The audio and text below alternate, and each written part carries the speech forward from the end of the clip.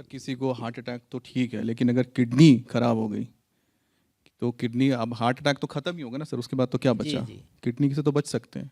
तो बचने का रास्ता क्या है, कि डायलिसिस या कि ट्रांसप्लांट करना, या कोई नहीं तीसरा नहीं, रास्ता है? तीसरा रास्ता है और वही अपनाना है। तो तीसरा रास्ता वही है, गुड लाइफस्टाइल।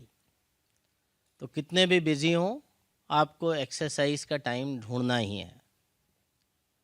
खाने में आपको वेजिटेरियन डाइट को रखना है। अगर आप नॉन वेज के शौकीन हैं तो ऑल्टरनेट डे आप एक मील में थोड़ा पोर्शन नॉन वेज फूड का खा सकते हैं। ऐसा नहीं है कि बिल्कुल वर्जित है कि आप खाएंगे और किडनी फेल हो जाएगी, तो वो बात नहीं है। But preferably vegetarian diet. ज़्यादा आप कलर्ड फ्रूट्स खाएं। जितने जितने कलर के फ्रूट्स खाएंगे उतना आपको एंटीऑक्सीडेंट्स मिलेंगे, तो वो आपके सारे ऑर्गन्स को ठीक रखेंगे इंक्लूडिंग किडनी। तो vegetarian diet, fruits in your diet, whole grains. तो रिफाइंड आटा नहीं खाना है आपने, आपने होल ग्रेन वाला आटा खाना है। ये जो है आपके डाइट का मेन मंत्र है, जिससे आप ओबीज नहीं होंगे। रेगुलर फिजिकल एक्सरसाइज करिए। अब रेगुलर फिजिकल एक्सरसाइज की कोई डेफिनेशन एज सच नहीं है जो एक्सेप्टेड है। कोई कहेगा 10,000 स्टेप्स रोज़ चलने चाहिए, कोई कहेगा 5,000 ही बहुत है। बट कंसेंसस ये है कि अगर आधा घंटा रोज़ भी आप वॉक करते हैं, वो बहुत इनफ है आपकी लाइफस्टाइल डिजीज़ेस को दूर रखने के लिए। तो सांस ले ले तो भी चलेगा ना, कि आजकल लोग तो सांस ही नहीं लेते। प्राणायाम, बिल्कुल। योग इसमें प्राणायाम। जो योग का रोल है ये भी बहुत महत्वपूर्ण है। और अच्छी बात यह है कि अब सरकार भी योग को पुश कर रही है, और मुझे लग रहा है कि यंग लोगों में जागरूकता भी आ रही है और लोग अब योग की तरफ आकर्षित भी हो रहे हैं और कर भी रहे हैं। तो ये एक बहुत पॉजिटिव डेवलपमेंट है। अगर ये इस तरह से पुश किया जाएगा, स्पेशली जैसे वर्ल्ड योगा डे अब डिक्लेयर हो गया, उसके बाद एंथुजियाज़म आ जाता है आम लोगों में, और जनरली लोग अब योगा कर रहे हैं और उससे भी बड़ा लोगों को फ़ायदा हो रहा है। तो लाइफस्टाइल है। नमक, नमक सबसे बड़ा दुश्मन है, चीनी नेक्स्ट दुश्मन है। तो इंडियंस का जो सॉल्ट इनटेक है एस्टिमेटेड है 10 से 12 ग्राम रोज़ होता है, जबकि एडवाइजेबल है 5 ग्राम सॉल्ट, मतलब 1 चम्मच पूरे दिन में आपके खाने में होना चाहिए। अगर आप हाइपरटेंसिव हैं तो इसका भी आधा कर दीजिए, आधी चम्मच।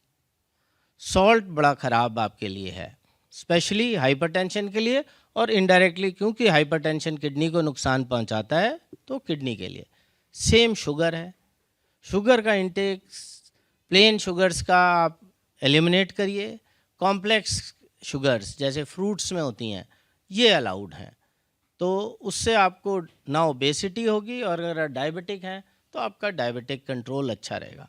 और बहुत स्टडीज़ हैं अवेलेबल जो ये कहती हैं कि HbA1c जो है, अगर आप 7 के नीचे रखें तो आपको 50% कम चांस है कि आपकी किडनी कभी भी खराब होगी। आपने सर 2 दुश्मन बता दिए ना, चीनी और नमक। नमक, कुछ और दुश्मन बता दीजिए, दुश्मन की पहचान होनी चाहिए ना। बिल्कुल बिल्कुल। दुश्मन में एक और है, लेस लिक्विड इनटेक। तो अब एडिक्वेट लिक्विड का क्या मतलब है? एडिक्वेट वाटर कितना होता है? तो एडिक्वेट वाटर उतना होता है जिसमें आपको एटलीस्ट 2 लीटर यूरिन रोज़ आए। एवरेज आदमी के लिए, जैसे हम लोग हैं या आप लोग ऑफिस में काम करते हैं, फील्ड्स में खेत में नहीं काम करते हैं या मजदूरी नहीं कर रहे हैं, तो 2.5 से 3 लीटर अगर आपका पानी का इंटेक पर डे है तो आपको एडिक्वेट यूरिन आएगा। एडिक्वेट यूरिन आने से जो शरीर के वेस्ट प्रोडक्ट्स हैं वो बड़े आसानी से निकल जाएंगे और किडनी को कोई लोड नहीं पड़ेगा। इसके विपरीत दूसरी व्यू है, दूसरी व्यू जो आजकल प्रचलन में भी है कि सुबह उठो और 2 लीटर पानी पी लो खाली पेट। ये किडनी के ऊपर लोड है। यही 2.5-3 लीटर आपने पूरे दिन में डिस्ट्रीब्यूट करके पीना है पानी को, तो वो आपकी किडनी के लिए हेल्दी रहेगा। अब अगर आप जॉगिंग करते हैं, अगर आप जिम करते हैं, अगर आपका प्रोफेशन ऐसा है जिसमें गर्मी में बहुत आप एक्सपोज्ड होते हैं, तो आपको वाटर इनटेक बढ़ाना पड़ेगा उसी हिसाब से। तो ये आपका तीसरा दुश्मन है कि लेस वाटर इनटेक। चौथा आपका दुश्मन है मेडिकेशन। तो बेवजह जब दवा नहीं खाइए, पहली चीज़। दूसरी, अगर आप बैक एक से सफ़र कर रहे हैं या नी जॉइंट के पेन से सफ़र कर रहे हैं, जो बड़ा कॉमन है कम्युनिटी में, लोगों के पास टाइम नहीं है, बस गोली खाई और चल दिए, तो जो पेन किलर्स हैं ये किडनी को बहुत नुकसान करती हैं।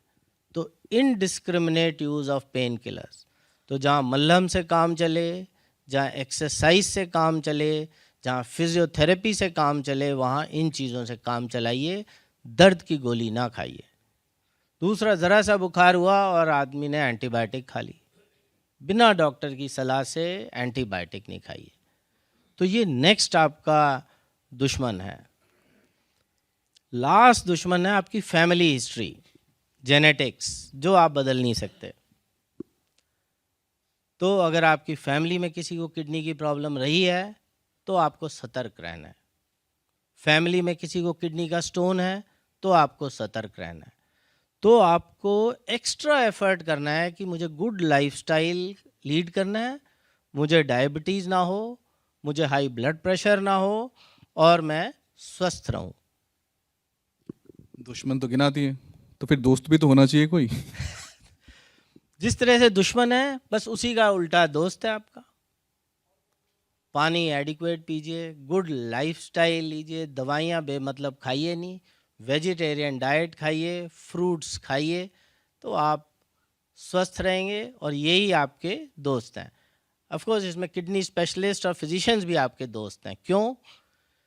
क्योंकि अगर आपको ये सब करने के बावजूद जेनेटिक डिजीज़ेज़ हैं जैसे हाई ब्लड प्रेशर और डायबिटीज़, ये हो ही जाएं, तो आपको फिर फिजिशियंस की हेल्प लेनी है ताकि आपकी शुगर कंट्रोल रहे, आपका ब्लड प्रेशर कंट्रोल रहे और आप एनुअली अपनी किडनी के फंक्शन का टेस्ट कराएं।